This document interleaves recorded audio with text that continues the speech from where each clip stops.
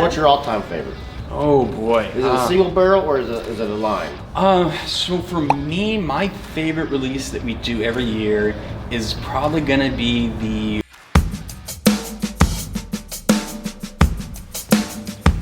winter tri-barrel that we do. Haven't heard of that. So I must admit. Oh, good. So it's a Harbinger. So we do two special releases of Harbinger at the distillery every year. Okay. We've got one in the summer, which is going to be, generally we try to focus on the summer one to be very honeyed, to have a lot of like lighter fruits to it. And then the winter one we go dark. And so it tends to be a lot of European oak. It's very heavy spice. Ooh, a lot of Christmas nice. cakey spices to it. A lot of dried type fruits, flavor profile.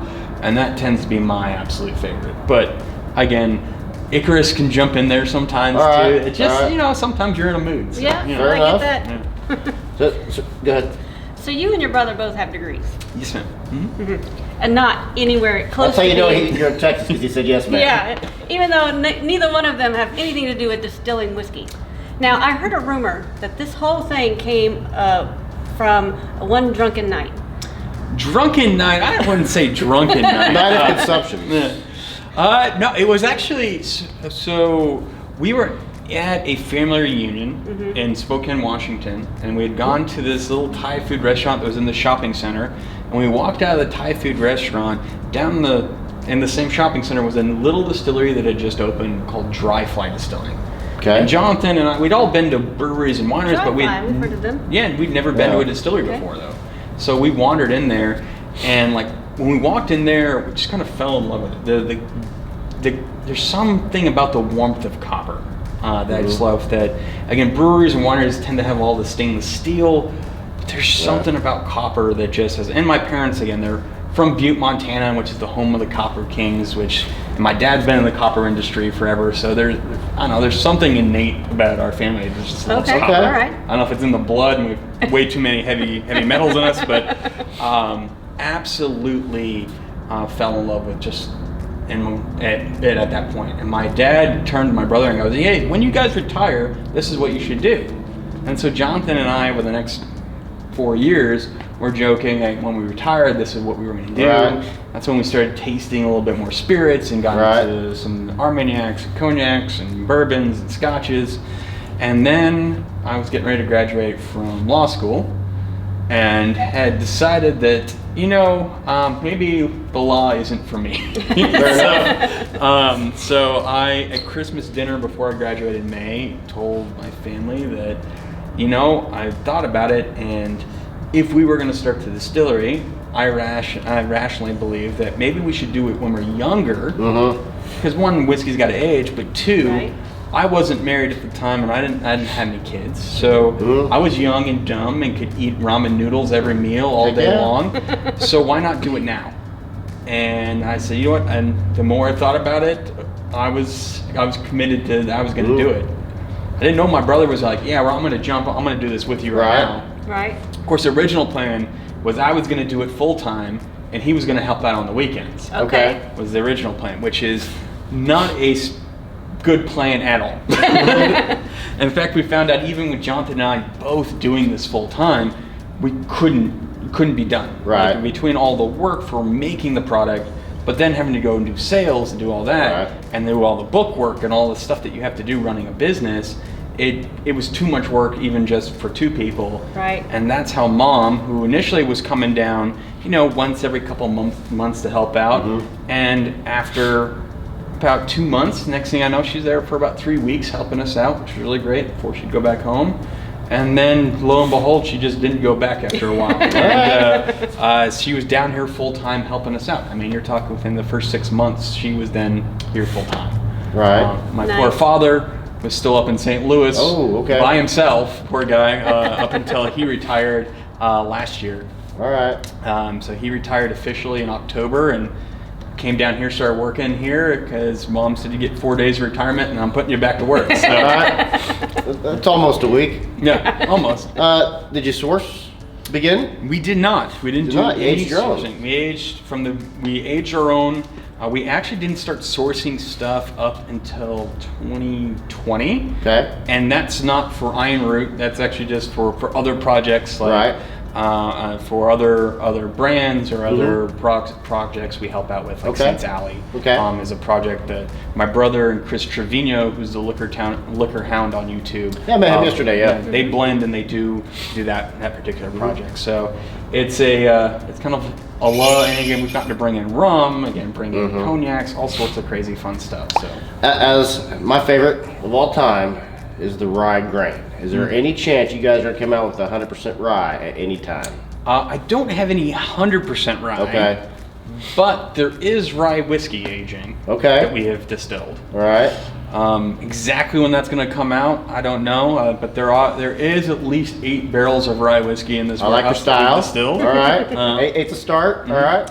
So it's the most difficult one to convince Jonathan to distill because rye is such a pain to mash and That's what I've heard. ferment. That's what your mom was saying. But there is some rye. In it. Okay. All right.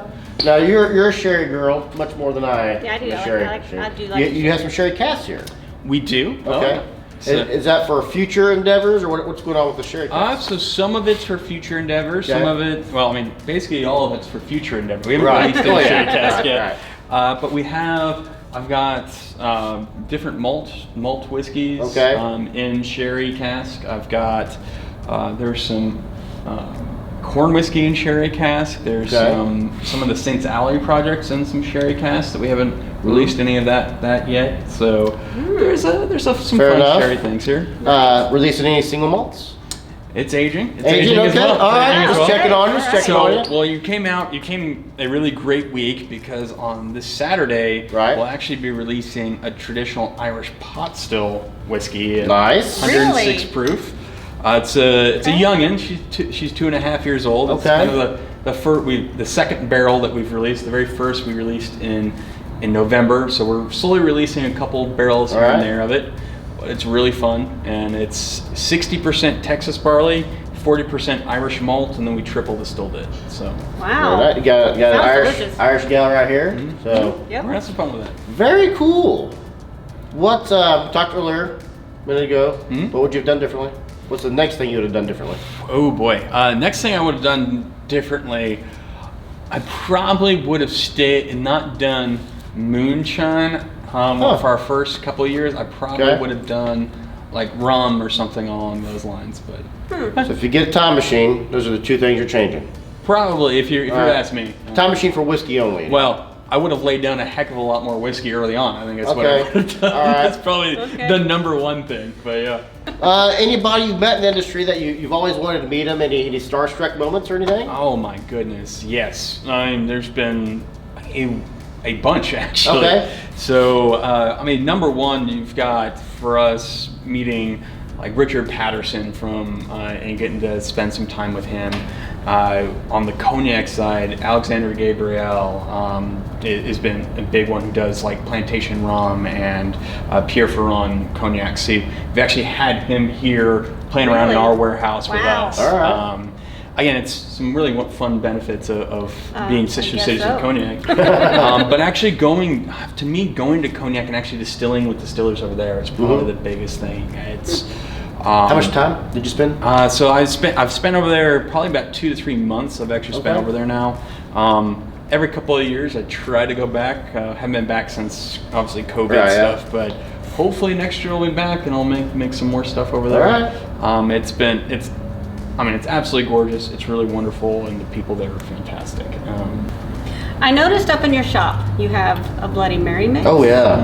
Now, is that something that someone has made for you because your label is on it? So how did? So that's a collaboration we do with some guys I went to college with, and it's some brothers, Kurt and Riddlesberger and his brother, and their family owned a butcher shop back in the day, and they had a hot sauce that their father or grandfather had developed and done that they remember when they were kids. So they started releasing these hot sauces, and we used to, when we had the cocktail lounge, once a month we'd do a Bloody Mary bar. And those were the all-time favorite hot sauces. And my brother used to make our Bloody Mary from scratch.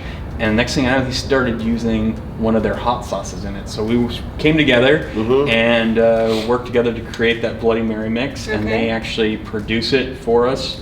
For both of us, and so we have it here, which is fun. Now, is that your own vodka? Yes, we do make You vodka. make it, okay. We make a very weird, very different style of vodka, just Okay. because we don't make anything standard, because Right, why would there's you? arguably a lot of great standard ones out there. Okay. Yeah, agreed. So for us, ours is a non-chill filtered vodka, made with it's a wheated mash bill. Okay. Using caramel malted wheat and regular wheat. That we ferment distill here. Nice. And it's super fun. It's got a ton of flavor to it, which is why I like it. Mhm. And again, we'll taste some later. Okay. Yeah, all right. that sounds all right. great. Yeah. Any other questions? Not right now. I don't. Let's just get to tasting. All right. Anything we need to know right now? No, not till we start digging into stuff. We're gonna dig into stuff. We'll be back with you later, or maybe another episode. I don't even know. We'll see how editing goes.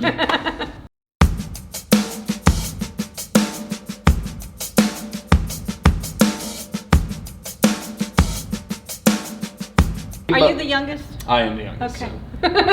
I'm also the prettiest, but that's a different, There you go. different story. I always tell her I'm much better looking after she starts drinking. Yeah. So. I drink a lot.